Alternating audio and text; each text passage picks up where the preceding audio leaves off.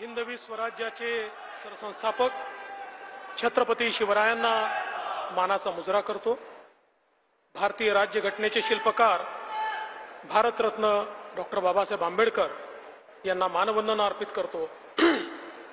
आज मंचावर उपस्थित महाराष्ट्राचे लोकप्रिय मुख्यमंत्री माननीय एकनाथराव शिंदेजी, महाराष्ट्राचे धडाडीचे उपमुख्यमंत्री सन्माननीय अजितदादा पवारजी, ज्येष्ठ नेते आणि माजी मुख्यमंत्री कृषी मंत्री माननीय शरदचंद्र पवार साहेब, मंचावर उपस्थित सन्माननीय नीलमताई गोरे, आमचे सहकारी सन्माननीय दिलीप वळसे पाटीलजी, उदय सामंतजी ज्यांनी हा मेळावा या ठिकाणी आयोजित केला, ते मंगलप्रभात लोढाजी, आमच्या या कार्यक्रमामध्ये मंचावर उपस्थित असलेला खासदार सुप्रियाताई सुळे, दत्ता मामा भरणे, सुनेत्राताई पवार, विजयबापू शिवतरे, श्री पलकुंडवार, श्री सुहास दिवसे, श्री सुनील फुलारी, श्रीमती निधी चौधरी, श्री राजेश देशमुख, श्री माधव कुसेकर, श्री पंकज देशमुख,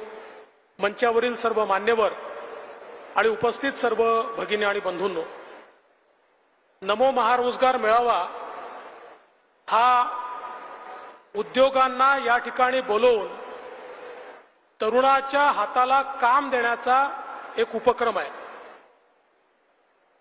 पण गेले 2-3 दिवस हा मेळावा घोषित झाल्यापासून माध्यमांना एक उद्योग मिळाला आहे आणि माध्यमांचे प्रतिनिधी कामाला लागले आहेत।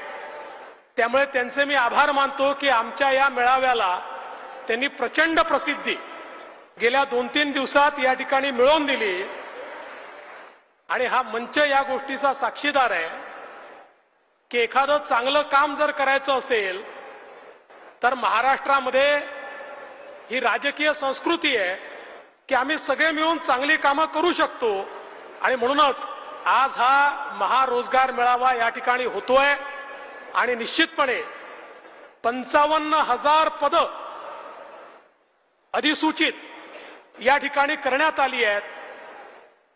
याचा अर्थ काय आहे तर एकीकडे मोठ्या प्रमाणात उद्योगांना मानव संसाधनाची आवश्यकता आहे।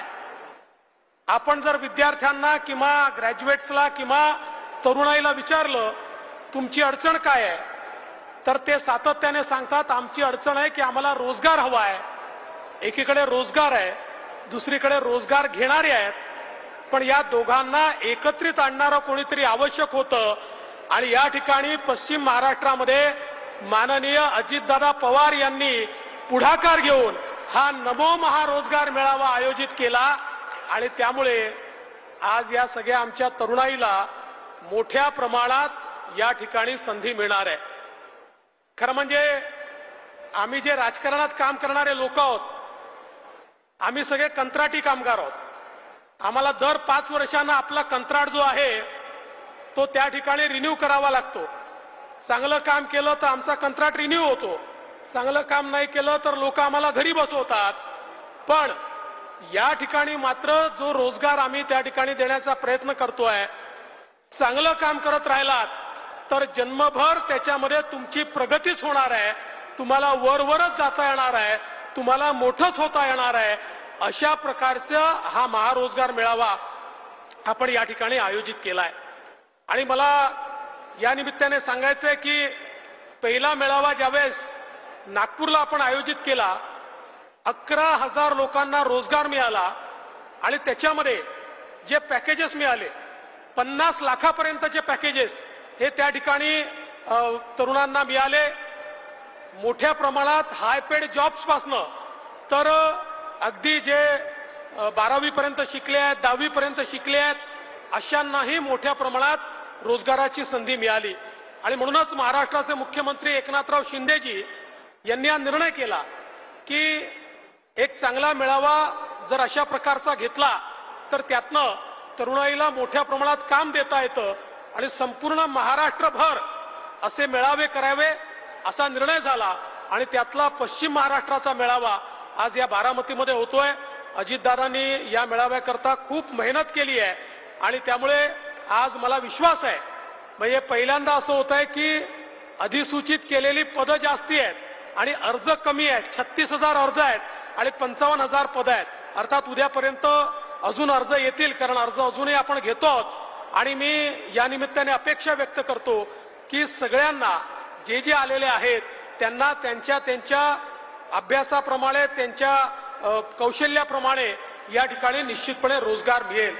आज खरं म्हणजे आपल्याला कल्पना आहे की देशाचे प्रधानमंत्री माननीय नरेंद्र मोदीजी यांनी भारताची अर्थव्यवस्था विस्तारित करत 10व्या क्रमांकावरनं 5व्या क्रमांकावर आणली आणि पुढच्या 3 ते 4 वर्षात आम्ही जगातली तिसरी सगळ्यात मोठी अर्थव्यवस्था होणार आहोत.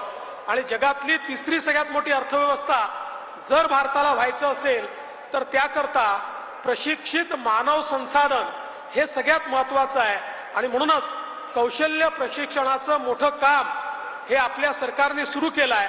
कालच ज्यावेळेस अजितदादांनी आपला अर्थसंकल्प मांडला त्या अर्थसंकल्पामध्ये महाराष्ट्रामध्ये 2000 प्रमोद महाजन कौशल्य विकास केंद्र हे उघडण्याचा निर्णय हा त्यांनी जाहीर केला. आणि त्या माध्यमातून तरुणाईंना प्रशिक्षणाच्या माध्यमातून रोजगार देण्याचं काम हे आपण निश्चितपणे मोठ्या प्रमाणात करणार आहोत. आणि त्याची सुरुवात या ठिकाणी झाली आहे, याचा मला अतिशय मनापासून आनंद आहे. आज या महारोजगार मेळाव्यासोबत अनेक चांगल्या इमारतींचं त्या ठिकाणी आपण उद्घाटन केलं. विशेषतः जो बारामतीचा बस स्टँड आहे हा एखाद्या एअरपोर्ट सारखा वाटावा अशा प्रकारचा बस स्टँड बारामतीला मिळालेला आहे. किंवा या ठिकाणी बारामतीमध्ये पोलीस स्टेशन असेल, पोलीस उपमुख्यालय असेल किंवा पोलिसांकरता क्वार्टर्स असतील, हे सरकारी बांधकाम आहे असं वाटतच नाही. एखाद्या कॉर्पोरेट कंपनीचं ऑफिस असावं अशा प्रकारचं पोलीस उपमुख्यालय दादा तुम्ही बारामतीकरांना दिलाय. आता 2 गोष्टी यातनं होतील. पहिले तर माझ्या मागे लोक आता लागतील की आम्हाला बारामतीलाच पोस्टिंग द्या, कारण एवढं चांगलं कार्यालय आणि एवढं चांगलं निवासस्थान हे केवळ बारामतीलाच उपलब्ध आहे. आणि निश्चितपणे एक गोष्ट या निमित्ताने मी दादा तुम्हाला विनंती करू इच्छितो, तुम्ही स्वतः लक्ष घालून इतक्या चांगल्या इमारती बांधल्या. मला तर आता मोह होतोय की आपल्या पोलीस विभागाच्या जेवढ्या इमारती आहेत त्याचं पीएमसी म्हणून तुम्हालाच नियुक्त करून टाकावं, म्हणजे सगळ्या इमारती चांगल्या होतील. अर्थात दादा मला हळूच हे म्हणू शकतात की पीएमसी का, खातच मला द्या, मी चांगल्या इमारती बांधतो. ते देणार नाही, ते माझ्याचकडे ठेवेल.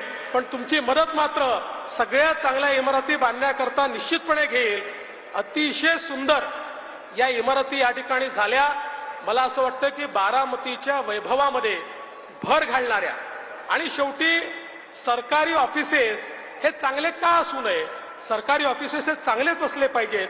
कारण ज्या ठिकाणी जनता जाते त्या ठिकाणी ऑफिसेसही चांगले असले पाहिजेत आणि अधिकाऱ्यांमध्येही लोकाभिमुखता असली पाहिजे. आणि मला विश्वास आहे चांगल्या ऑफिसेसमध्ये बसल्यानंतर अधिकाऱ्यांना, कर्मचाऱ्यांनाही चांगले विचार येतील आणि लोकाभिमुखतेनं लोकांच्या तक्रारी दूर करण्याचं काम ते निश्चितपणे करतील. म्हणून मी आज आपला अधिक वेळ घेणार नाही, पण या सगळ्या इमारती माननीय अजितदादांच्या पुढाकाराने या ठिकाणी झाल्या आणि अतिशय सुंदर झाल्या. त्याबद्दल त्यांचं अतिशय मनापासून अभिनंदन करतो.